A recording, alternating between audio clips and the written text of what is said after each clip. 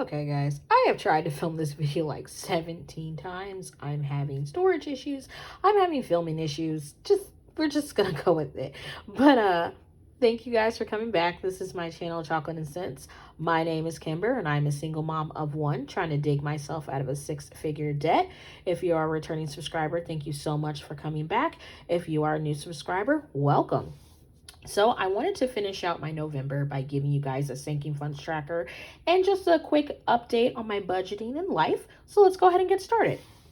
This sinking funds tracker I purchased from Pink's Budgets. She is an amazing YouTuber that is on here. She is one of the first people that I watched when I was researching ways to break this paycheck to paycheck cycle. If you haven't heard of her, please go check out her YouTube channel. She also has a TikTok and she also has an Etsy shop. So when you purchase the sinking funds tracker, you get 3 parts. The first part is the paychecks envelope breakdown. So these cash envelopes are the main envelopes that I keep in my blue binder that I carry with me. And then my household, sorry, not my household, my other sinking funds that you see here, I keep them in my floral and my gold binder.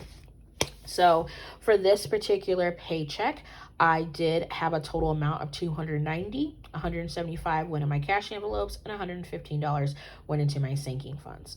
Now, because I started a new job, I did start in the middle of a paycheck cycle week, I started in the middle of a paycheck cycle. So I only got paid for 1 week. As I start getting regular paychecks from this job, I hope to be able to put aside a pretty consistent amount for these things. But for right now, we're just flying by the seam of our pants. And then December is going to be an interesting month because my first paycheck will have my health and my additional benefits I went ahead and paid into. My second check is going to have those benefits plus my 401k contribution. And then my golden month, which is the third check, is going to take all that away. So I probably won't see an actual real check amount after everything comes out until my first paycheck in January. But it will be okay. We will survive. So the second part of that is the sinking funds update. So if you looked at the section in the sinking funds on the first sheet, I recopied that same information, and then I also included my high yield savings accounts that I have for things like Christmas, emergency, rent, house, vacation, acorns, and one invest in my son's savings account. I started off at the beginning of the month with $1,417.25, and I'm ending with $1,269.64. For this month, because I had to pay into some things, I did have a negative change in my sinking funds of $147.61. But, I will say, when I first saw that number, I did feel defeated. And when I first started trying to do this in the beginning of the year, I didn't get it and I felt defeated. It was hurting me to see so many people be like, oh, my sinking funds, I got 4,000, I got 6,000, I got whatever. And I was like, I have $7. But once I restarted this process, I would say back in August, and I decided to just really hit it hard. I started watching different creators. I started researching the reason behind sinking funds. And I tailored this method towards my lifestyle. I started to get it. So that $1,269.64 is huge to me because I remember in the beginning of the year, my savings accounts and investing accounts and everything I had added together would probably add up to less than $100. So I know that as I'm making more money at my new job, this is a golden month in December, taxes are around the corner, these amounts are going to increase greatly. So I'm super excited for that. You guys, just keep saving small. It builds up over time. Don't get discouraged.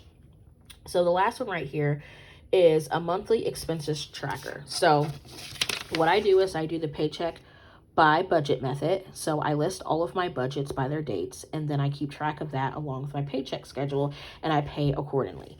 On this, I highlighted things that I either paid off or, different change amounts and things like that. So my bill total for November was $1848.74. And if I had to pay my rent, it would have been $2513.74. I'm just going to say, guys, I paid my rent up until February. So I'm hoping to save a portion of my check all the way up to February. And that's why I opened that high yield savings account. So I can actually the way I've calculated all of my paychecks up into the 1st of February, I should start February being 2 months ahead on my rent. So I'm very excited. I can't wait to start putting that away. And so it's not going to be, I'm not going to have to take from my checks, if that makes sense, to really actually have to pay. It's a rent account, but also my future hope is that it starts being an account where I get ahead on my bills. Okay, so and then I actually already stuffed my budget planners. Like I said, I attempted to film this video many times and had every single inconvenience you can imagine. But you know, I just want to show my envelopes. I just love these, guys. I love them so much. These are from Versation. She is also on Etsy. Amazing shop, amazing customer service. But like, these envelopes are just gorgeous, and you get to just keep track of them in the back. I love that. So, you know, just something that I like to do. Now, don't come for me when I say this.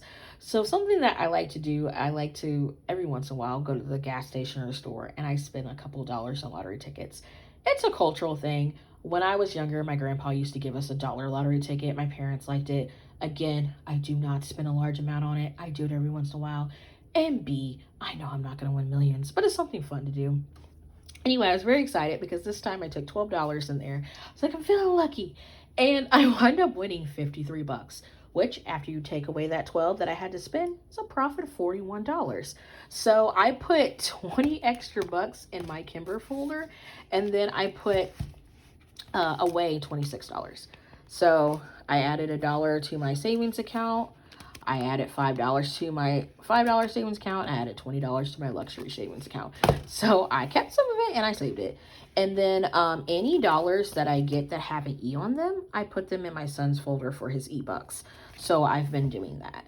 But yeah, I mean, that was just a quick update. I'm still in training for my new job, so it's been kind of overwhelming. For those that have been watching me from the beginning, when I started this journey, I actually had 2 jobs. My main job was behavioral health, and I had a second job in social work where I supervised visits. So due to just timing and scheduling things like that, I went down to 1 job. But once I get used to this job and things like that, we'll kind of see on how I feel about getting a second job. Honestly, for my calculations and what it's looking like, I should actually be making more at this 1 job than those 2 jobs combined. But I think with everything going on in the world and what we've seen happen in the past, it's always good to have an additional stream of income. So I'm kind of hoping that once I get settled, I can kind of find something. I'm looking for something that's still work from home or something I can do from the computer, because I just don't have the time to just go into an office. So I'm hoping to kind of find something small like that.